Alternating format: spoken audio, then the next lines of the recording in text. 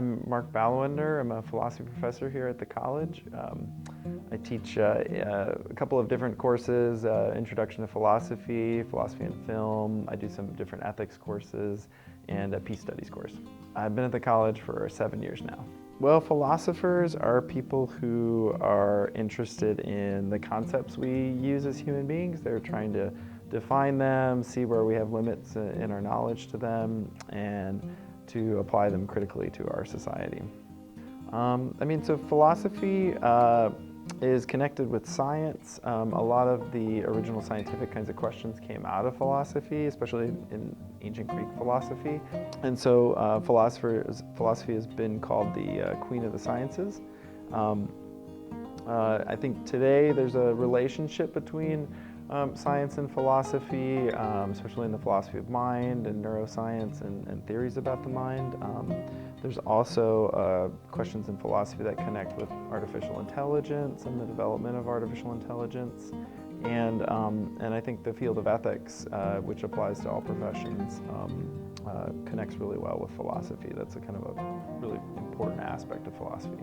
I've worked on social and political philosophy. My area of research is on nonviolent movements and nonviolent power. And so the kind of question I was interested in was sort of what's unique about nonviolent movements that makes them more ethical. We always sort of present them as a more moral approach. And so we don't really have good answers for explaining why we think of them as a moral approach. And so I'm interested in sort of social change movements and what are effective ways to do them and what are moral ways to do them. We use a lot of terminology and jargon for each specific thing, so there's a lot of vocabulary to learn for each unit.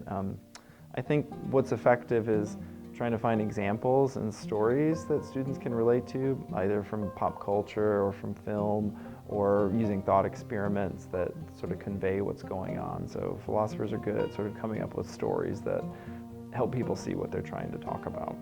Philosophy is hugely beneficial because it really improves your critical thinking skills. You become good at arguing.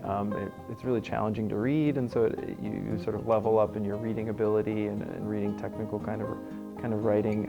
But it helps you communicate better, helps you express your positions better, helps you defend your ideas better, and it also helps you to be sort of a critical thinker about your own values, and that's really useful, I think, regardless of what you do.